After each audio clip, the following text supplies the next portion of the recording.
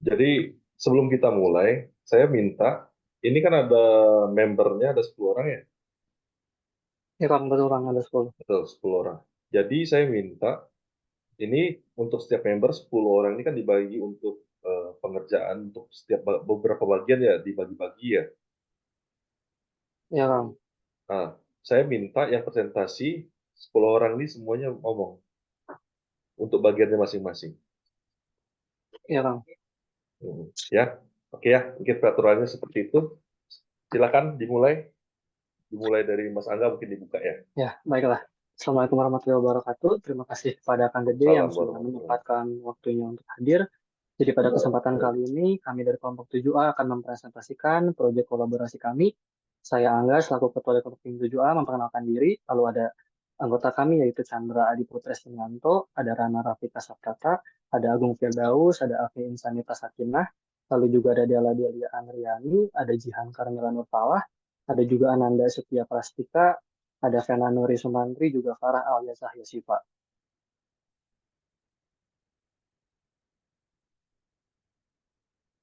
Boleh slide berikutnya? Oke, silakan.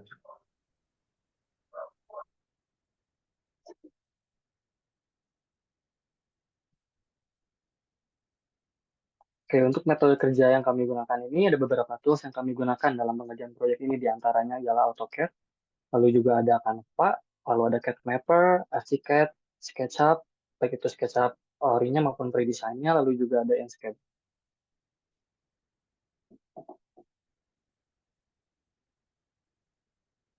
Untuk lokasinya sendiri, bertepat di Provinsi Jawa Barat, Kota Bandung, Kecamatan Coblong, lebih tepatnya di Jalan Insinyur Haji Juanda, dengan alamat detail Jalan Insinyur Haji Juanda nomor 124 Lebak Gede, Kecamatan Coblong, Kota Bandung, Jawa Barat, dengan kode pos 40132. Untuk batas utaranya sendiri ada Bank Mega, untuk batas selatannya ada BCA-KCU Dago, untuk batas baratnya ada Jalan Insinyur Haji Juanda, untuk batas timurnya ada pemukiman.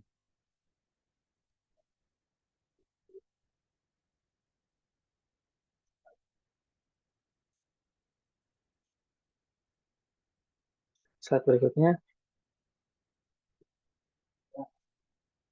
Untuk regulasinya sendiri, koefisien dasar bangunan yang kami gunakan adalah 40% dengan total lahan sebesar 10.000 meter persegi, sehingga KDB yang kami pakai atau koefisien lantai bangunannya adalah sebesar 4.000 meter persegi.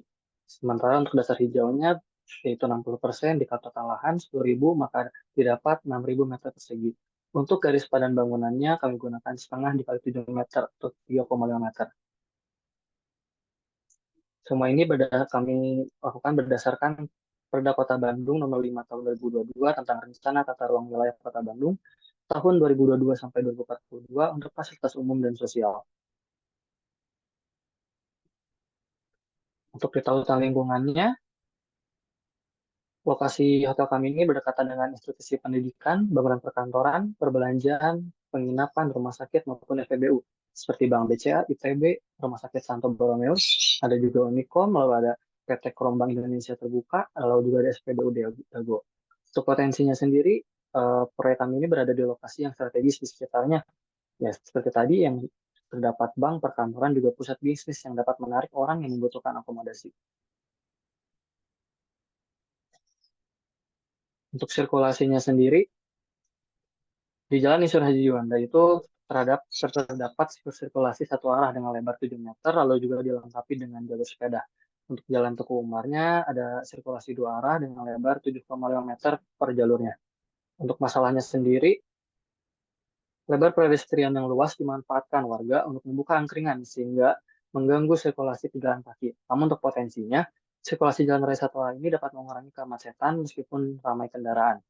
Lalu juga ada halte bus, transportasi umum seperti Transmetro Pasundan, angkutan Dago Stasiun, angkutan Kelapa Dago, dan sebagainya. Selain transportasi umum juga terdapat mobil, motor, truk besar. Untuk permasalahannya yaitu volume kendaraannya cukup tinggi sehingga dapat menimbulkan kebisingan pada bagian barat tapak. Namun untuk potensinya, jalannya dapat diakses dari berbagai arah. Juga banyaknya transportasi umum seperti bis dan angkot yang melewati lokasi tapak. Untuk iklim mungkin bisa dijelaskan oleh teman saya yang lainnya, boleh? Silahkan. Baik. Untuk iklimnya sendiri di lokasi hotel yang akan kami bangun ini, eh, biasanya rata-rata suhu itu paling rendahnya 19 derajat Celcius, kemudian paling tingginya di 27 derajat Celcius. Kemudian di kelembapannya itu 80-85%, yang dimana itu merupakan angka yang cukup tinggi. Kemudian untuk curah hujannya itu rata-rata di 197 sampai 1230 mm per tahun gitu. Nah, untuk masalahnya sendiri, kelembapan udara di lokasi yang kami pilih ini cukup tinggi, kemudian polusi udara juga sangat tinggi. Dan untuk potensinya, kondisi cuaca itu lebih sering berawan sehingga tidak terlalu terik matahari di siang hari. Mungkin boleh di next slide. Nah, untuk keistimewaan fisik dan fisik alami dan buatannya itu di lokasi yang menjadi site kita itu banyak lahan hijau, kemudian beberapa vegetasi dalam tapak seperti pohon pisang, pohon tanjung, pohon mangga dan lain-lain tuh ada. Kemudian topografi tanahnya pun datar gitu. Nah, vegetasi perindang pada pedestrian ini berjarak setiap 18 meter seperti pohon beringin, pohon karet, merah dan lain-lain gitu. Nah, ini juga terdapat guiding block untuk tunanetra pada pedestrian dan juga tempat duduk untuk pejalan kaki istirahat di bawah pohon-pohon rindang gitu. Nah, untuk potensinya sendiri, itu lahan hijau dan beberapa vegetasi dalam tapak dapat dimanfaatkan karena terdapat banyak vegetasi perindang sedang gitu. Mungkin boleh di next slide. Untuk pengindraannya sendiri dari segi visual itu tidak ada potensi visual bagus maupun buruk dari segala sisi. Untuk penciumannya itu tidak ada sumber bau karena drainase di sekitar hotel yang kita pilih itu tertutup. Kemudian untuk kebisingannya sendiri, kebisingan paling tinggi itu pada bagian barat yang berasal dari arah jalan raya. Untuk potensinya sendiri, itu penanaman vegetasi yang dapat meredam kebisingan tuh ada tumbuhan dengan daun-daun yang tebal dan kaku, kemudian kerapatan daunnya tinggi, dan kombinasi tanaman dengan berbagai tinggi seperti imodia, furing telur, soka, furing tisu, dan lain-lain. Gitu. Nah, di keterangan bisa dilihat sendiri itu ada eh, maps tiang listrik, kemudian lampu jalan, dan juga saluran drainase. Untuk masalahnya sendiri, di utilitas itu ada kabel tiang listrik yang semrawut itu sedikit mengganggu visual karena eh, kelihatannya jadi berantakan gitu. Kemudian banyak bagian drainase juga yang rusak di daerahnya. Untuk potensinya sendiri, pencahayaan itu sudah terpasang rapi di pedestrian sehingga menjadi potensi interaksi antar pengguna ruang. Mungkin boleh di next. Nah, untuk manusia dan budayanya sendiri, demografi manusia itu mayoritas di daerah lingkungannya itu sekitar 18 sampai dengan 45 tahun dengan kemudian dekat dengan kampus sehingga tidak hanya dilalui oleh warga asli namun juga dari perantauan. Untuk pedestriannya sendiri itu luas dipakai berbagai macam aktivitas oleh warga seperti membuka lapak usaha dan lain-lain. Untuk masalahnya, meskipun aktivitas manusia cukup tinggi, tapi masih kurang terawatnya area di sekitar tapak, menimbulkan beberapa tindakan-tindakan seperti vandalisme di tembok-tembok jalan gitu. Kemudian ada juga banyak sekali yang parkir sembarangan gitu. Mungkin di next slide-nya bisa dilanjutkan oleh rekan saya.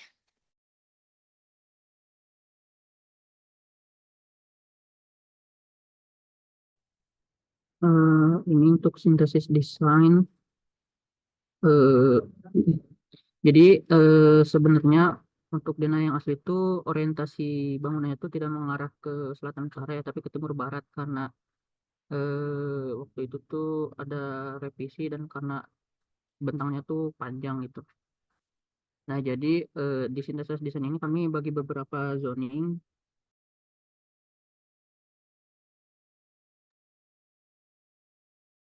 Ada yang hijau, ruang rata hijau. Untuk KDH-nya ada perkerjaan jalan, servis, publik, rapid ditaruh di belakang, dan juga area parkir. Kemudian di sini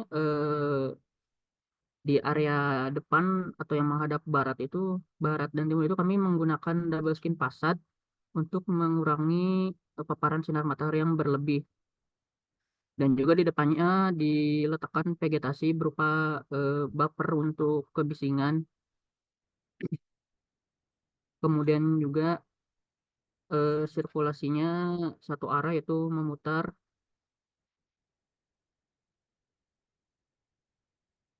Boleh di next slide.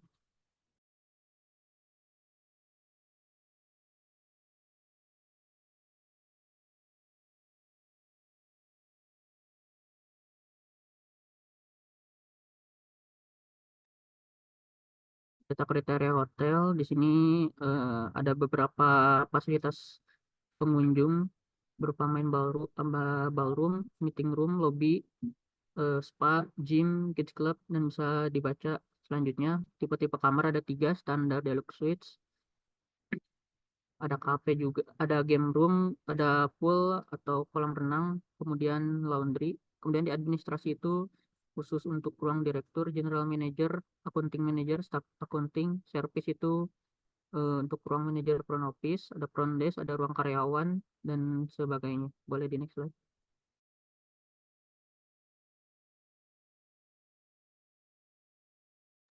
Ini pembagian, ini kebutuhan ruangnya. Di lantai 1 itu lobby untuk menerima tamu, front desk, kemudian juga ada restoran, toilet, janitor, ATM center, drugstore, dan sebagainya. Di lantai 2, jadi lantai 1 dan lantai 2 itu khusus area yang bersifat publik. Ada gym, spa, kids club, ruang staff, lounge bisnis, dan sebenarnya ini pool atau kolam renang itu tidak ditaruh di lantai 2, jadinya di lantai paling atas atau rooftopnya.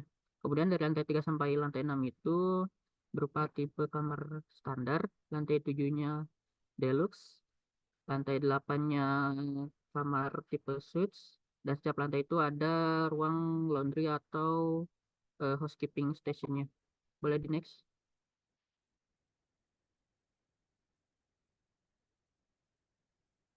Mungkin boleh dijelaskan oleh Rana, karena yang buatnya Rana ini jaga.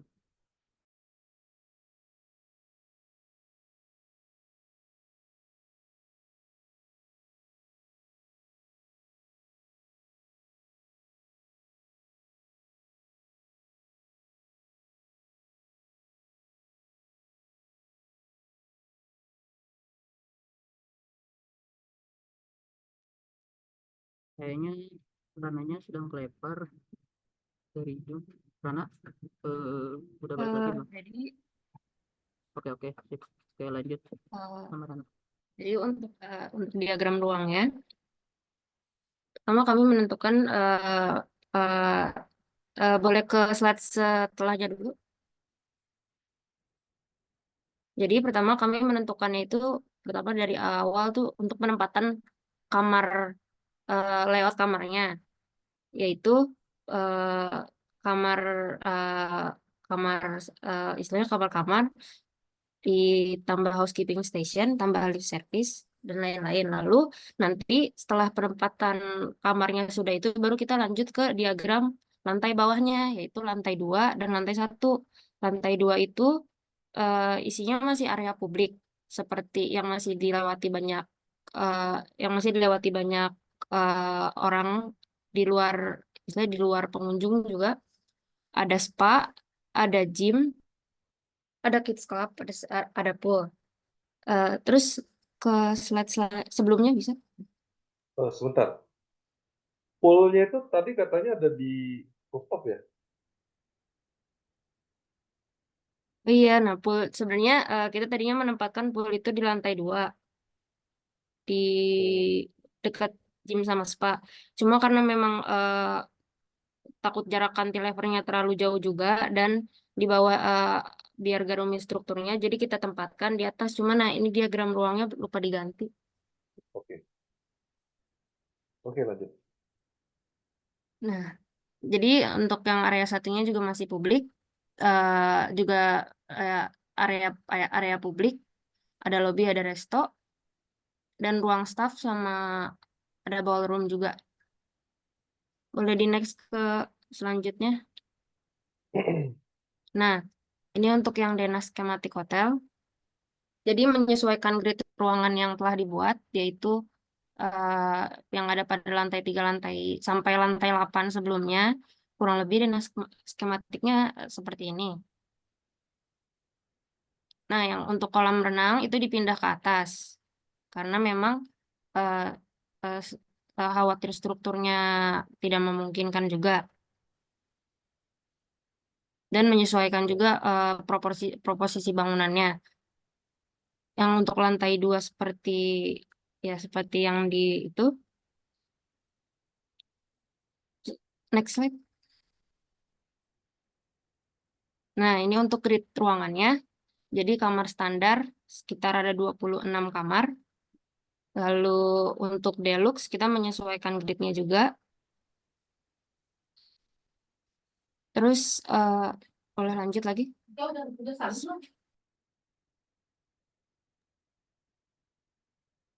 Eh, nah, ini untuk lantai 8. Lantai 8-nya itu ya suite-nya juga menyesuaikan dan ditambah ada ruang pimpinan hotel kayak direktur dan general manager. Lalu di lantai 9 itu ditaruh kolam renang itu bersama dengan rooftop dining. Dah.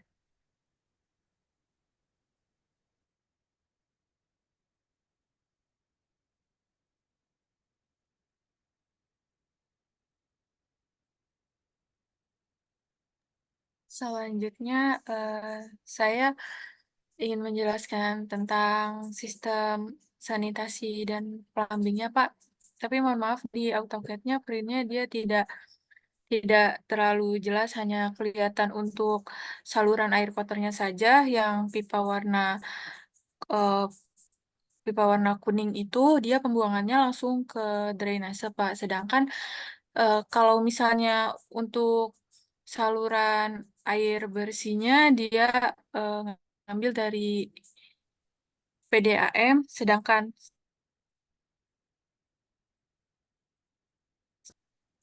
di mapnya itu ada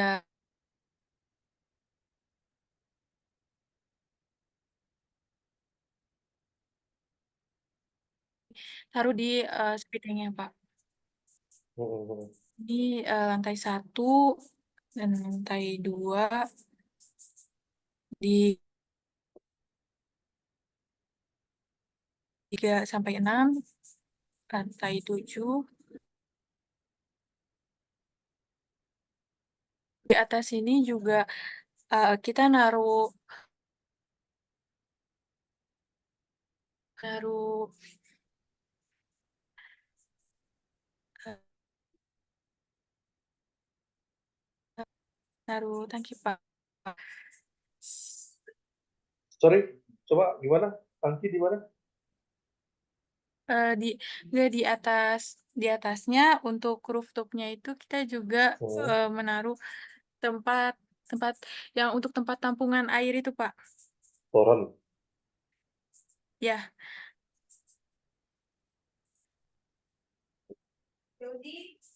Selanjutnya ini merupakan di sini ada tampak dari rancangan yang kita buat dari tampak baratnya, Pak. Selanjutnya saya berikan kepada teman saya, Pak.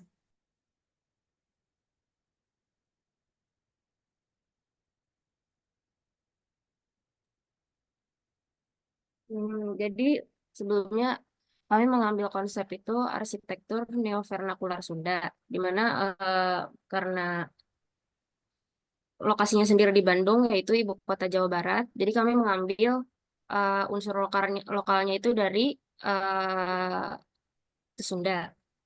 Nah, sebelumnya maaf, di sini kayak kurang terlihat ya. Eh, Boleh ke itunya nggak ya? Ke ditampakin di archicad-nya? Boleh, silakan Mas. Boleh, apa yang share screen?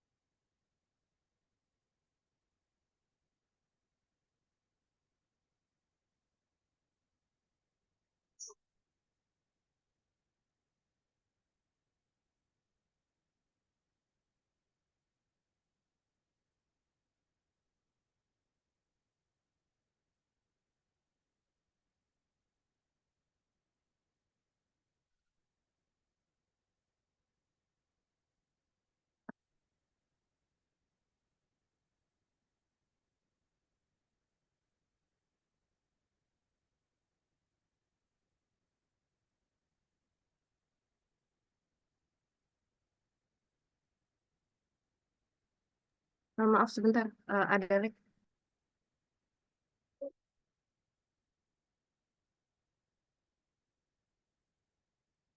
Iya.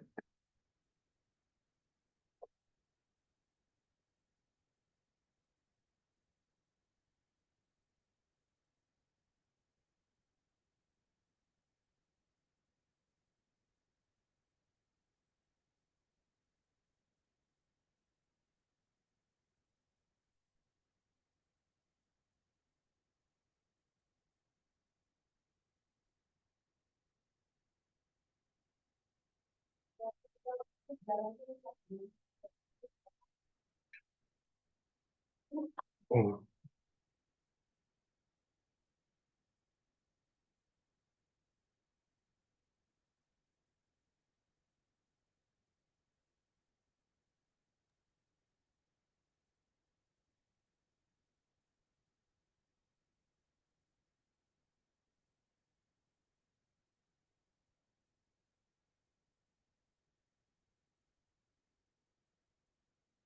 Atau dilanjut aja dulu kali ya presentasinya sambil nunggu itu terbuka tiketnya. Berat banget soalnya tiketnya.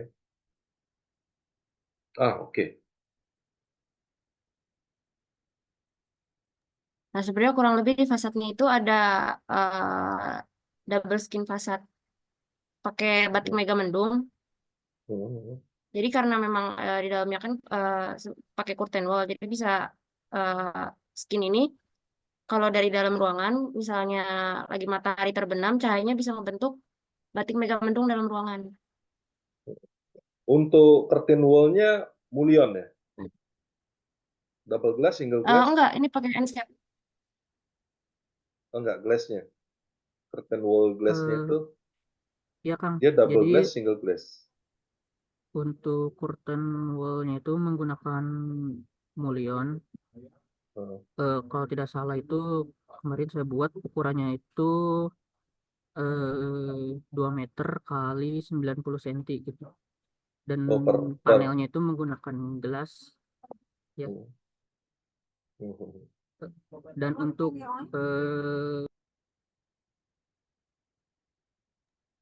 Dan untuk eh, double skin yang dari lantai 3 sampai atas itu menggunakan mulyon-mulyon yang kemudian si polanya itu diacak namun secara vertikal, dan materialnya itu mulyon itu menggunakan metal, kemudian juga ada lapisan mulyonnya yaitu berupa, coba bisa di kalau dari material yang saya gunakan yaitu berupa kayu, dan mungkin terlihatnya Oke. akan seperti ini.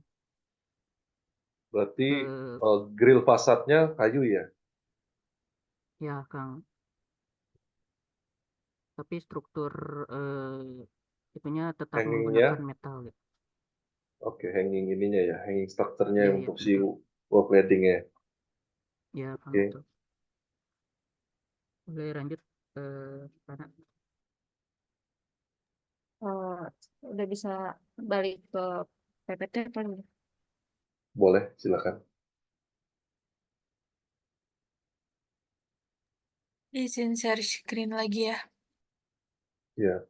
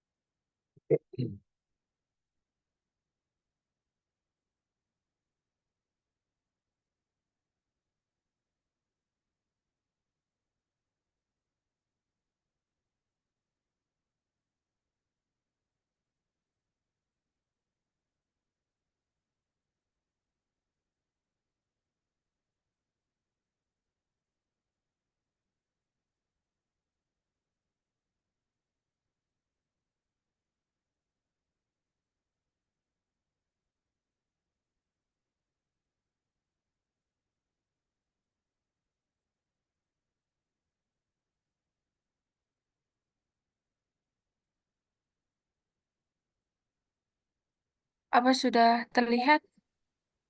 Udah lihat, tinggal dibesarin aja ini. Oke. Mm.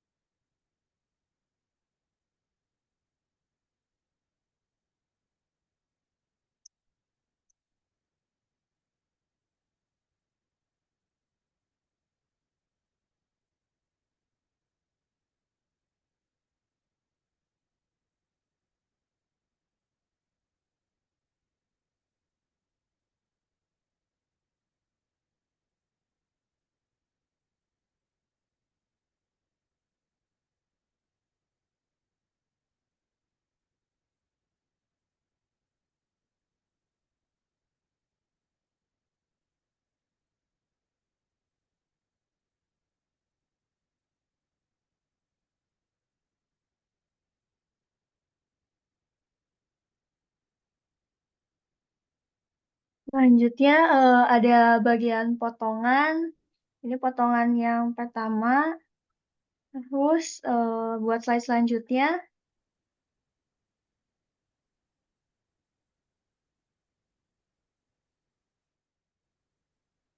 ini ada potongan yang kedua dari samping. Selanjutnya, ini rendering hotel yang tadi sudah ditampilkan. Rendering dari Enscape, ada motif mega mendungnya. Selanjutnya, ini juga sama rendering yang tadi. Mungkin selanjutnya akan dilanjutkan oleh yang lain. Baik, di sini saya akan melanjutkan untuk strukturnya. Jadi bangunan hotel kami itu menggunakan kolom tak menerus dari lantai 1 dan lantai 2 dengan dimensi 60 kali 60, dan untuk kolom yang menerusnya dari lantai 1 sampai lantai 8 dengan dimensi 70 kali 70, dan menggunakan kolom gantung dari lantai 3 sampai lantai 8 dengan dimensi 50 kali 50. Sorry, berapa tadi? Eh, untuk Kolomnya berapa ukurannya?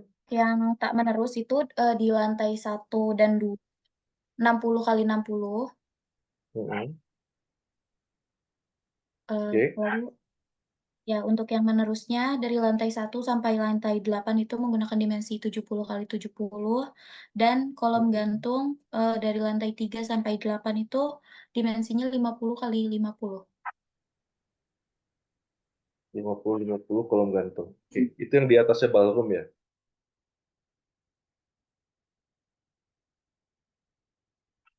Halo?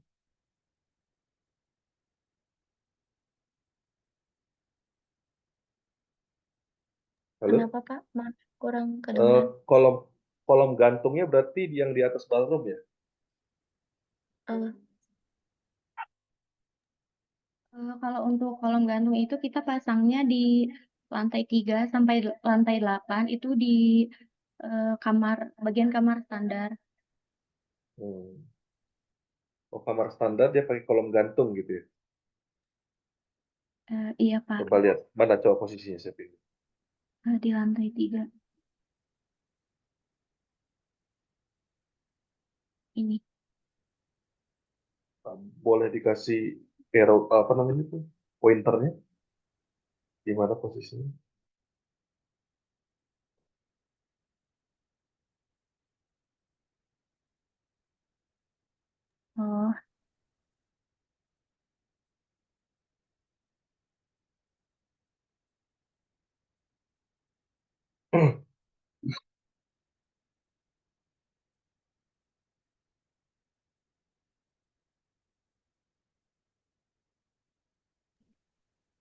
Ya, untuk kolom gantungnya ada di sebelah sini, Pak. Hmm? Seperti yang Oh, di sudah saya situ. tandai, Pak. Ya, Itu aja ya, kolom gantung. Iya. ya betul, Pak. Selain itu, kolomnya itu kolom menerus. Oke. Berarti yang di atas lobby ya? Enggak ya, Ya mundur betul, Pak. sedikit ya? Di yang ada yang di atas, ya di atas sedikit mundur. Hmm. Oke.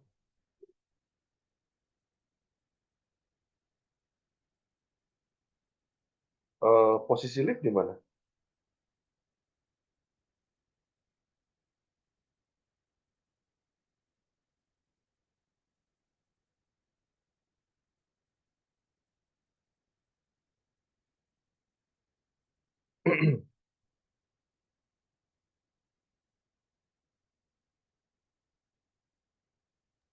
Maaf, Pak, tadi apa?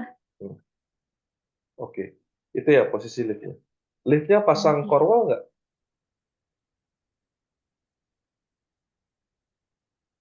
Untuk liftnya dipasang shear wall. Oh, pasang zero. Iya. Tapi di Denah nggak ada ya? Belum dibikin ya? Nggak dibikin. Iya, Untuk Pak, tapi di ArchiCAD-nya udah ada. Ini Dena dari Oh, AutoCAD soalnya. oh gitu. Oke, oke. Oke, lanjut aja dulu. Eh, bisa balik ke berikutnya yaitu balok yang kita pakai dalam pemodelan ini ada balok induk dengan ukuran 40 kali 60, lalu balok induk ukuran 40 kali 70, lalu balok induk ukuran 40 kali 90, terus ada balok induk lagi 50 kali 100, lalu balok induk yang terakhir itu 60 kali 90. Hmm. Oke, yang di kolom gantung di bawahnya baloknya berapa? Untuk yang di kolom gantung itu kami desain baloknya dia lebih besar, Hmm. sekitar 60 kali 90. Oke, oke, good. Ya, karena misalnya karena ada kolom gantung, jadi torsinya dia tinggi di balok itu. Berarti kalau udah dia paling besar, oke lah. Oke, lanjut.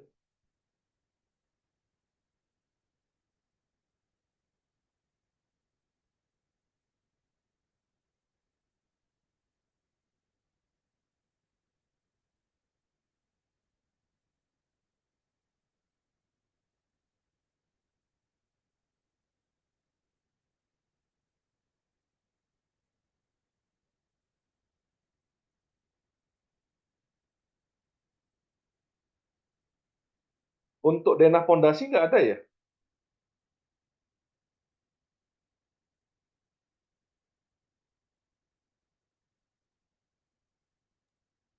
Pak, sebenarnya fondasi itu udah dipasang, kita menggunakan tiang panjang, tapi untuk dana fondasinya belum sempat dimasukin ke kan, Pak.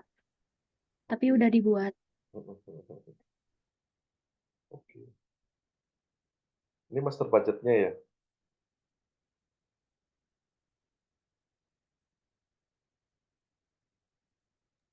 Ya betul, Kang. Ini masalah budget. Biaya bangunan 64. Per meter perseginya berapa tuh biaya bangunannya? Untuk di Kecamatan Coblong sendiri itu harga tanah per meter perseginya di 8.452.500 itu kita ambil rata-ratanya, Pak. Oke, nggak maksud saya bangunannya. Bangunan kan 64 M tuh. 64,5 M. Itu kira-kira berapa per meter perseginya? Apa nih eh, bedanya biaya proyek fisik dengan biaya bangunan apa tuh?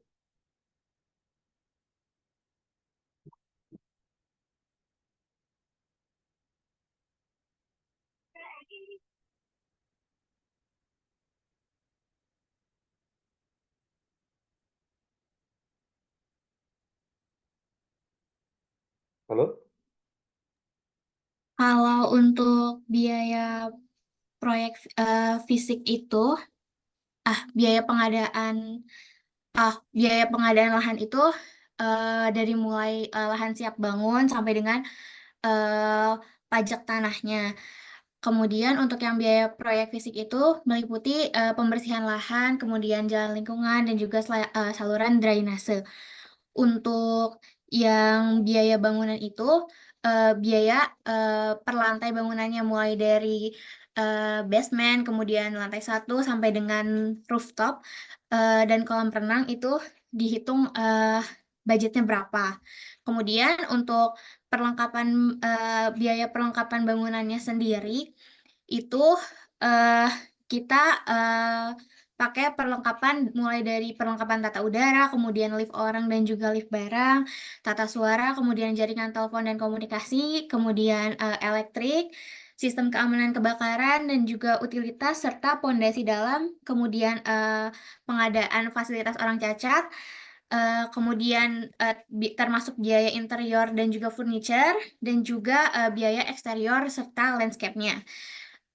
Untuk perlengkapan non-standar bangunannya sendiri, itu biayanya berasal dari curtain wall yang digunakan dan juga cladding yang digunakan. Nah, untuk fixed equipment ini, biayanya berasal dari eh, perlengkapan peralatan CCTV, kemudian street furniture, dan juga penunjuk arah. Nah, ini tuh diambilnya sebesar 5%, sehingga didapatkan jumlah harga yang tertera. Untuk biaya jasa profesionalnya ini, itu terdiri dari biaya arsitek dan juga pengawas, serta biaya kontraktor. Untuk biaya arsitek itu kita mengambil 7% dari biaya bangunan, dan untuk kontraktor itu kita ambil 10% dari biaya bangunan. Untuk biaya administrasinya sendiri itu termasuk kepada biaya perlengkapan izin, IMB, dan lain-lain. Itu kita ambil 2% dari biaya bangunan. Dan didapatkan hasil akhirnya itu total biaya bangunannya sendiri itu di 344 miliar rupiah gitu. Mungkin Oke, boleh di next. bentar, saya tertarik nih. Boleh. Balik dong. Eh, Perlengkapan non bangunan itu yang fasad-fasad itu ya? Iya, eh, curtain wall yang digunakan itu Nah, kita hitung berapa meter kita gunakan, nah. berapa meter Kalau kalau persegi boleh kita gunakan curtain kalau wall-nya. boleh tahu per meter perseginya berapa? Maksudnya luasan per meter persegi berapa? Untuk harganya, Pak, Bukan, bukan. Saya meter perseginya itu.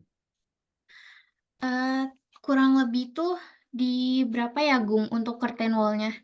Tuh, Curtain wall sebentar. tuh ukuran panelnya itu kan 90 cm kali 2 meter Oh, berarti enggak, total aja. Total yang kamu pasang curtain wall clad, terus kan termasuk grill fasad kan. ya Itu berapa meter persegi? eh, berarti mulai dari panjang bangunan aja sampai Ah, ya kemarin kan kamu maksudnya ngitung 2 miliar ini kan pasti ada angka harga satuan unit price dikali dengan luas kan. Unit price per meter perseginya berapa, luasnya berapa. Yang saya ingin tahu luasnya berapa nih.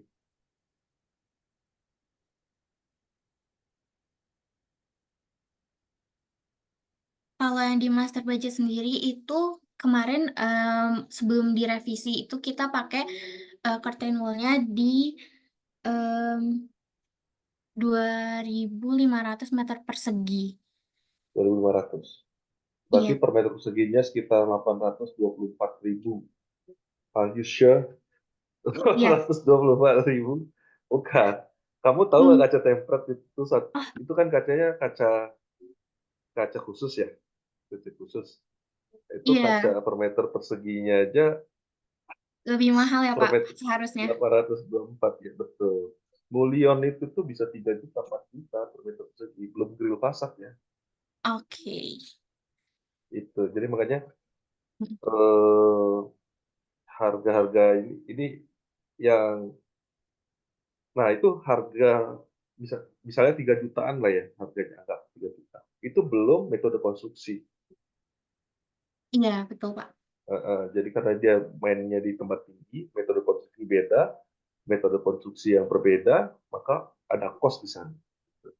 Jadi angka 2 miliar ini tidak masuk akal untuk masa. Sangat tidak masuk akal. Tebakan saya sih di belasan miliar. Berarti seharusnya lebih dipertimbangkan lagi ya untuk Oh harga iya. dan juga Jadi, dari katalog tertentunya. Iya, oke, siap, Pak. betul. Jadi sebelum kita menilai suatu pekerjaan, misalnya ini kan apalagi ini spesifik ya untuk pekerjaan-pekerjaan arsitektur ya. Iya. Saat itu kita harus nge-breakdown. Oh, saya ngerjain curtain wall. Curtain wall pakai kaca. Oke, kaca tebal berapa? Cari aja di internet berapa kacanya per meter persegi.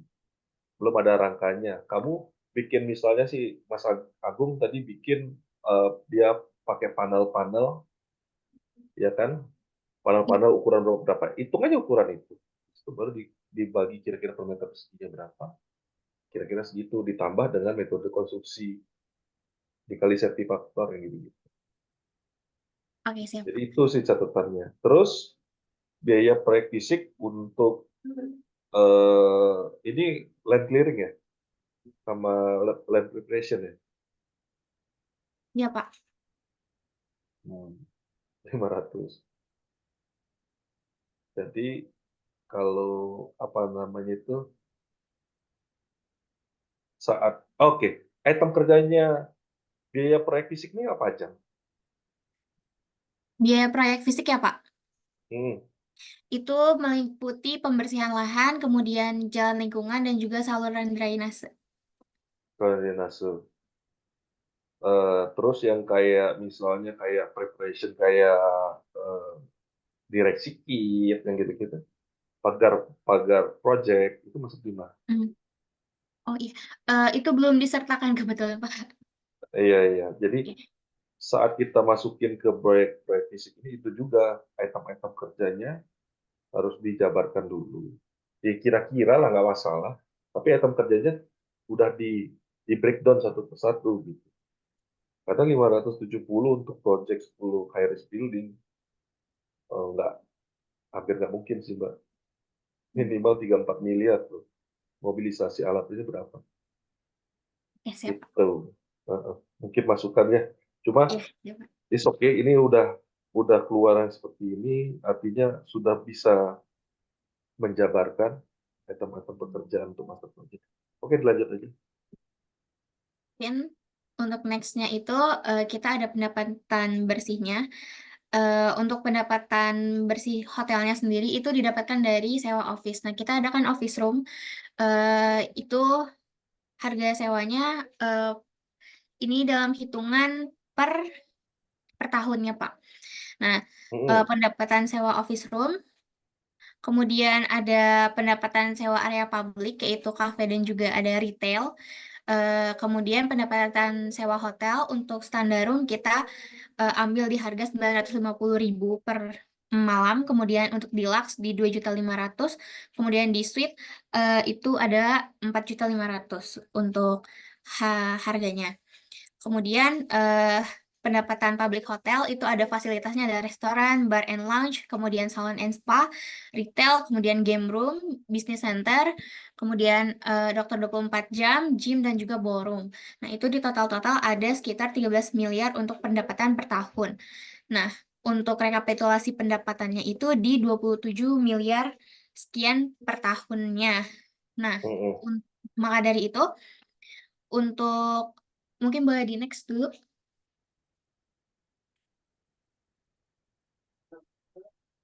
Slide selanjutnya.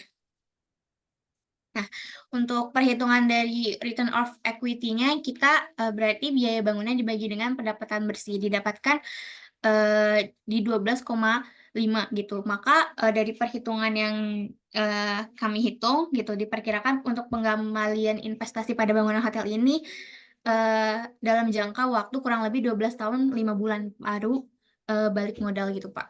Oke, balik lagi ke balik. Satu slide.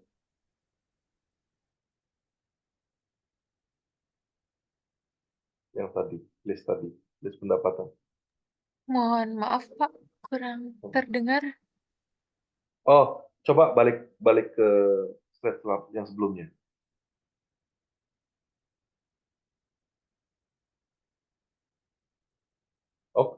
Bukan, yang kanan.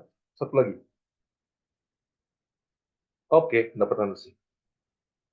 Oke, yang mau saya tanyakan adalah, ini perhitungan okupansinya berapa ya? Okupansi hotel. Apakah dianggap Untuk semua room itu 100% enggak, Pak. terjual? Gitu. Untuk yang standar room itu okupansinya 50%, kemudian di deluxe room itu okupansinya 30%, dan juga di suite itu okupansinya di 1%, Pak. 1% flat selama setahun. Iya. Oh, nggak bisa ya. Kalau itu nggak bisa ya Mbak ya. Jadi Oke. cara ngitung untuk hotel, kita plotting tuh. Ada yang namanya peak season, low season, Mhm. gitu ya. Jadi cara ngitungnya. Jadi kita plotting dulu. Peak season tuh kapan? Pasti di Mhm. waktu-waktu liburan lah ya. Waktu liburan anak sekolah. Terus ada waktu liburan, apa namanya, kayak Natal dan Tahun Baru. Seperti itu kan. Itu harus di-plotting, itu pasti peak season. Itu masih bisa kita bikin di 100% semua room full gitu ya. Terus ada low season, ada yang medium season yang ya standar-standar aja gitu. Nah, itu bisa dimainkan okupansinya, nggak bisa di-flatkan. Seperti itu cara ngitungnya. Oh, Gitu. berarti dalam setahun kita nggak bisa kasih okupansi yang flat tetap sama segitu ya, Pak? Nggak Mungkin bisa. bisa Jadi, di-fullkan 100% atau bahkan dikurangi gitu ya? iya, jadi plotting dulu, peak season, low season. Gitu. Di mana posisinya dari 12 bulan itu di mana posisi peak season, di mana low season. Gitu. Nanti dari situ kan kamu dapat tuh, oh yang di sini kita asumsikan 100%, yang di sini yang di low season kita asumsikan 50 sampai 40 sampai 50% gitu ya. Terus baru kalau kita hitung gitu. Kira-kira penjualannya berapa. Nah, terus biasanya saat kita mau menghitung suatu prediksi apa namanya? Pendapatan, itu kita punya skema pesimis, moderat, sama optimis. Biasanya tuh kayak gitu. Mungkin teman-teman pasti pernah belajar deh itu. Ada 3 biasanya. Jadi yang pas optimis tuh berapa gitu. Apa namanya penghasilannya? Wah, kalau dalam kondisi yakin banget segini. Ya, tengah-tengah middle segini. Yang low-nya segini. Nanti diambil keputusan di mana? Di tengah-tengah misalnya, yang di moderat. Jadi itu yang kita pakai sebagai pertimbangan perhitungan return of equity gitu. Nah, satu lagi yang belum tercapture di sini, di 27 miliar itu bersih, belum dihitung operasional.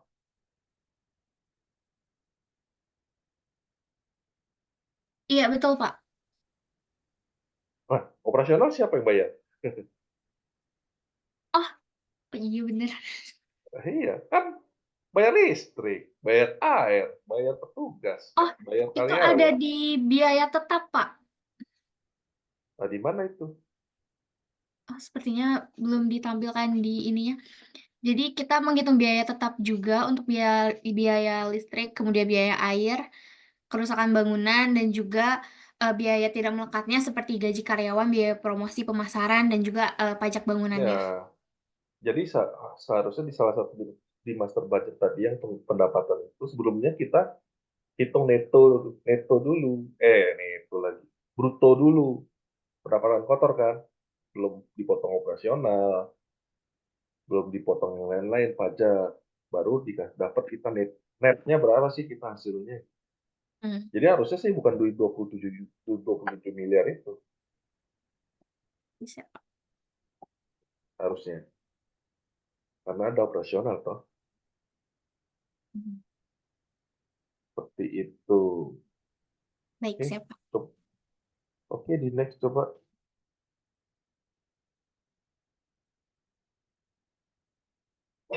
ROE-nya belum tentu 12 tahun nih, Mbak. Iya, seharusnya tidak 12 tahun kalau ditambah biaya-biaya yang tadi. Masih Jadi ke input. memang, jadi perhitungan perhitungan master budget yang kayak gitu-gitu dengan perhitungan pendapatan tuh harus dibikin skemanya dulu. Gitu. Skema-skemanya seperti apa. Oke, next.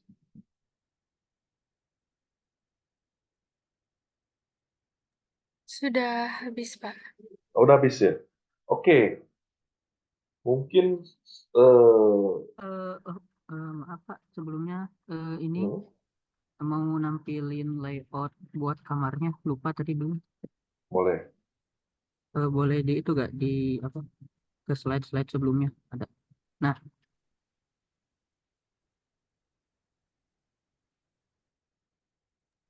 jadi ini ada 3 layout kamar yaitu standar, deluxe, dan suites. Yang standar itu kalau tidak salah ini karena gak muncul ukurannya, kalau tidak salah yang standar itu sekitar 2,7 gitu ya atau berapa ya, 2,7 kali ke belakangnya itu 5 atau 6, dan yang sebelah tengah itu tipe deluxe. Mungkin bisa dijelasin sama Rana karena Rana yang buat. Jadi kalau deluxe itu dia fasilitasnya lebih lengkap daripada standar. Terus dia juga dari kamar mandinya juga dia pakai eh, bathtub Bathtub. sekaligus shower, ya. Mhm. Nah, terus ada sofa juga sama ada pantry. Mhm. Tapi mereka relatif ukurannya lebih kecil. Nah, terus kalau untuk yang suites itu dia jadi dalam satu satu kamar itu dia ada dua, dalam satu misalnya satu kamar suites itu ada 2 kamar tidur. Eh, yang yang pertama itu yang double bed sama yang dua yang twin, yang kamar kedua yang twin, dan mereka tuh ada fasilitas pakai jet bath gitu, sama ada dapur tersendiri, ada sofa, TV, dan masing-masing itunya punya balkon tersendiri juga. Udah sih. Balkon. Untuk yang standar juga ada balkon. Yang standar gak ada balkon. Cuma yang Oke. deluxe sama suite. Ini apa ya? Izin ya Pak. Nah itu Itu tuh ruangan apa ya? sebenarnya foyer untuk kayak simpan lemari untuk baju atau sendal, tapi kami belum buat WLC, di walk-in furniturnya. closet. Nah ya semacam walking closet gitu Kang. Hmm. Ini ada Namun 3 kami belum dimensinya nggak sih simpan. interiornya? Ada Kang, cuman belum diplot, di arsiteknya sudah dibuat cuman belum diplot karena nge-lag tadi saya buka arsiteknya. Oh gitu. Oke. Ini berat. Ini ini ya apa sih namanya? Balkon ya? Balkon. Ya. Oh, balkonnya. Balkonnya tertutup dengan fasad ya? Grill fasad.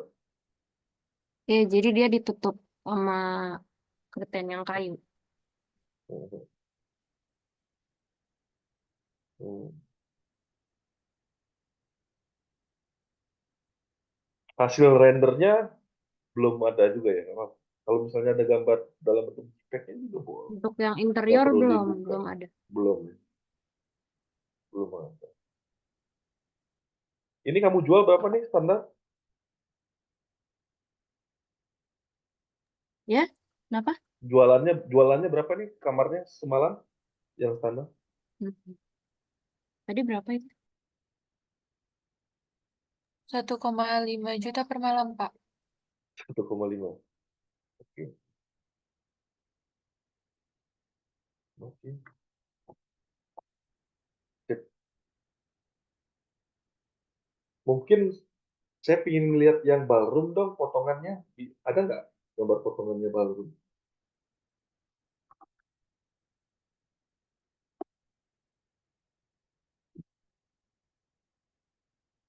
Gambar potongan ballroom?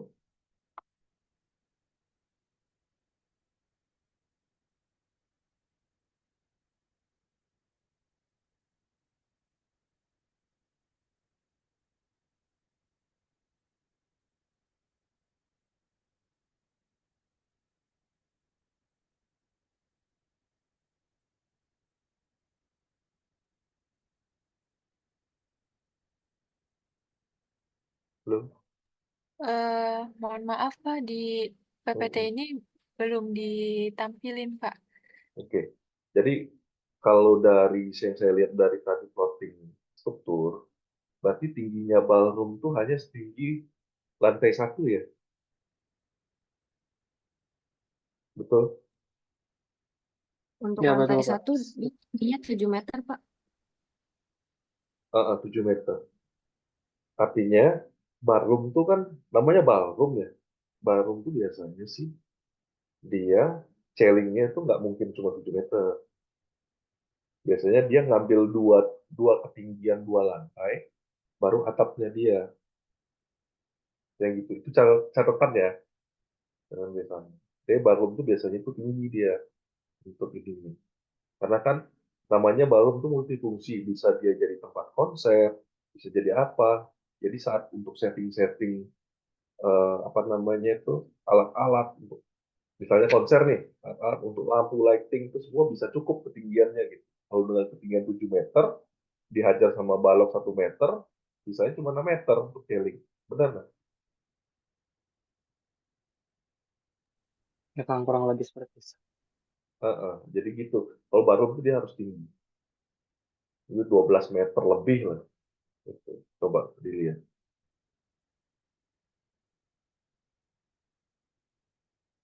Coba 3 dimensinya balik.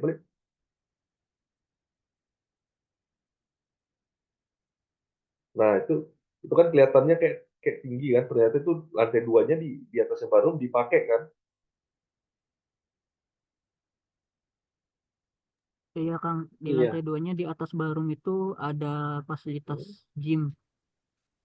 Iya, itu. Jadi ini gimana sih cara ngapus? Jadi seharusnya tinggi ceilingnya ballroom itu segini. Itu tinggi ini ballroom dah. Ini udah punyanya ballroom semua. Itu biasanya.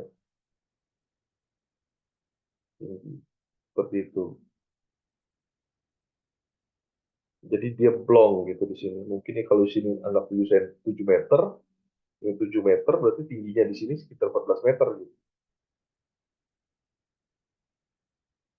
Nah, baru itu cukup di apa namanya dijadikan ballroom karena biasanya Mbak, ballroom itu di atasnya ada voice insulator. Pernah ngeliat nggak ballroom?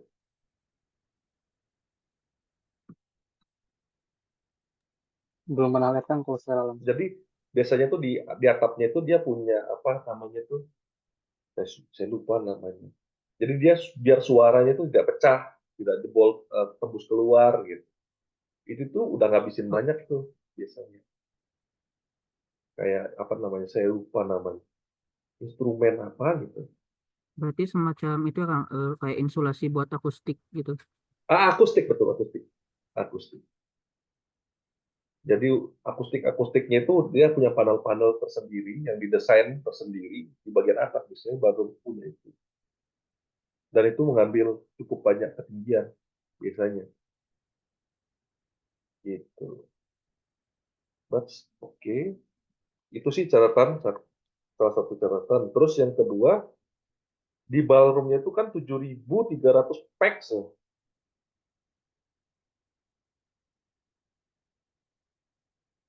Ballroomnya 7.300 peks itu sudah dihitung ya 7.300 menentukan luasan.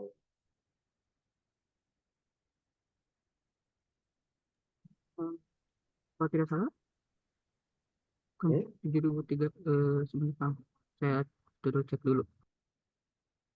7.300 peks itu stadion sih mas.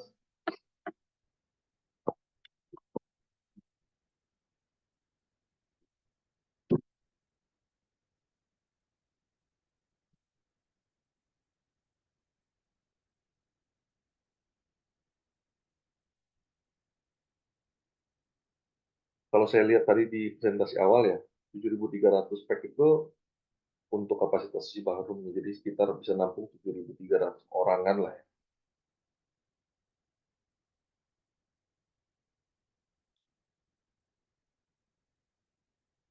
Oh iya maaf Kang, sebenarnya itu tuh bukan 7.300, sebenarnya ada kesalahan penulisan. Eh, itu tuh main ballroom sebenarnya minimalnya itu 300 peks, tapi ada 7 bagian gitu. Tapi di sini kami buat jadi satu bagian. Kemudian kemarin saya hitung itu kapasitasnya itu dapat menampung 1000 peks. Kalau dilihat dari standar dari presiden baru, kalau tidak salah ada di slide-nya sekarang.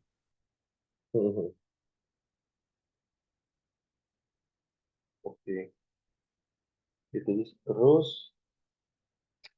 Nah, coba lihat ke denah, Mas. Coba saya pengen lihat denah. Pertama kita lihat denah lantai 8.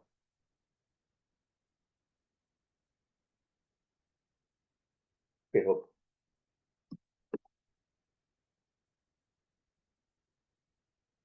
Ini di sini ada 2 fungsi ya, Mas.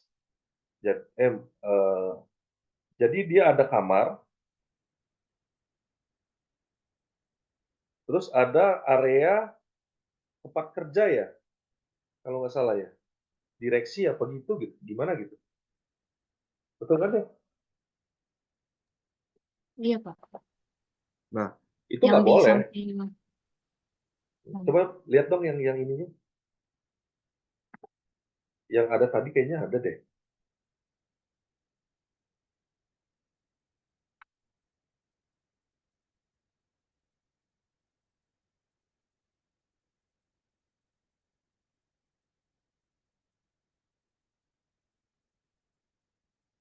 Coba slide-nya digeser.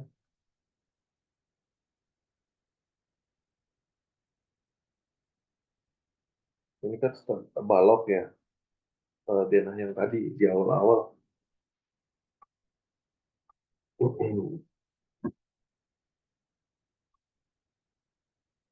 Oh, lantai 8. Oke, ini dia. Ya, ini kan ada ruang pimpinan gitu ya. Terus di sininya ini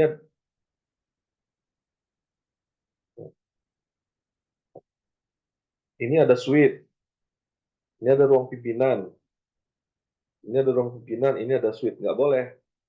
Ruang operasional nggak boleh digabung dengan yang namanya ruang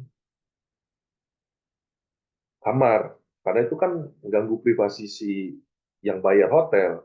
Kecuali di klaster ruang pemimpinan di sini semua misalnya nih, ruang pimpinan nih. Ini ruang pimpinan semua. Terus dia punya akses sendiri, terus ini ditutup, oke, no problem. Dia punya akses lift sendiri, dia punya area tersendiri yang terisolasi dari area-area kamar. Itu boleh. Tapi kalau seperti ini nyebar terus dia gabung dengan area si yang menginap, itu sih menurut saya, apalagi ini posisinya di suite ya, itu kan nggak etis lah. Gitu. Jadi ruangan kantor digabung dengan ruangan menginap, gitu. Privasinya nggak masuk gitu. Seperti itu. Terus Baik. setiap lantai, coba kamu lihat ke bawah ke lantai 3 sampai 6.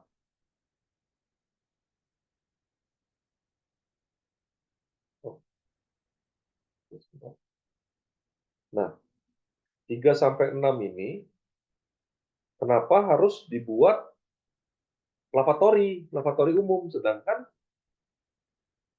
ini kan area kamar ya. Area kamar itu udah masuk ke area ranah privasi, di mana orang-orang punya kamar mandinya sendiri di setiap kamar. Lagian fungsinya lavatory ini kan untuk umum, sedangkan ini area privasi, bukan untuk umum. Jadi nggak ada gunanya si lavatory ini, karena salah satunya juga lavatory ini investasinya lumayan mahal. Sayang sekali. Padahal ini bisa jadi 2 kamar mandi nih. 2 kamar mandi, 2 kamar, sorry. 2 kamar hotel. Gitu. Jadi kalau di ruang-ruangan seperti ini ruang-ruangan kamar hotel, nggak akan ada yang namanya kamar mandi luar. Kecuali memang disetting kamar mandinya di tiap kamar itu tidak ada kamar mandi luar mungkin ada. Seperti itu. Berarti lavatory itu sebetulnya disimpan di area publik aja ya, Kang, yang bawah. Publik, betul. Di publik. Jadi kalau untuk area-area kayak gini udah nggak penting. Mereka kan masuk ke kamar kalau ke toilet. Oke, baik, Kang. Seperti itu. Terus catatan saya, nah itu tadi ada pipa pembuangan air kotor ya. Untuk ipalnya dipikirin nggak? Gitu.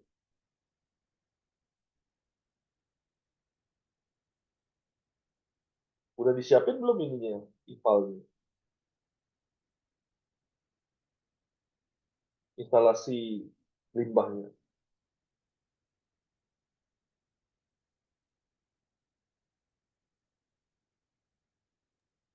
Iya, ada, Pak. Gimana coba?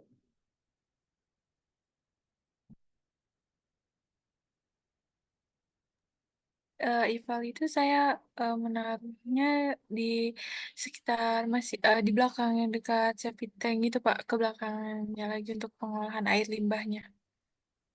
Oh ini, oh yang septic tank itu ya? Iya, Pak. Hmm. Seharusnya ada pengolahan lebih lanjutannya lagi, Pak. Kalau septic tank itu kan hanya untuk menaruh apa ya, eh, apa yang kotorannya aja, Pak. Karena sludge-nya itu kan beda. Iya, itu kayaknya ipal tuh nggak boleh di dekat-dekat area ini ya, Mbak ya. Dia biasanya agak jauh lah dia. Nanti digabung di sini dia punya area ipal sendiri.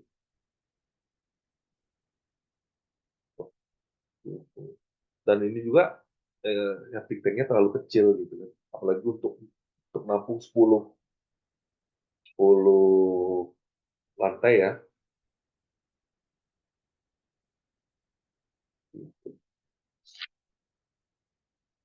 Oke, kayaknya ada yang masih mau disampaikan?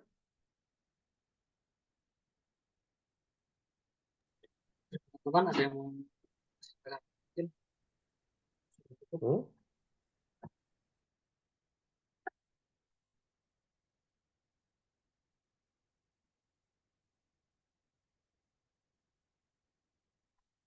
Gimana? sepertinya dari teman-teman juga udah cukup sih. Oh cukup ya? Oke. Ya mungkin sekian pesan-pesan dari kami. Mohon maaf dari banyak. Hmm. Baik, terima kasih. Saya appreciate untuk waktu yang pendek. Ini cukup banyak ya yang kalian apa namanya bisa sajikan. Ya kalau kurang lebih ya wajar kalau waktunya juga agak pas gitu kan ya. Tapi ini cukup fasadnya juga cukup menarik untuk fasadnya ya. Tadi bentuk-bentuk hotelnya juga cukup bagus lah. Oke, paling kita akhiri kali ya untuk sesi ini ya, sesi presentasinya. Ya Kang. Oke. Mungkin saya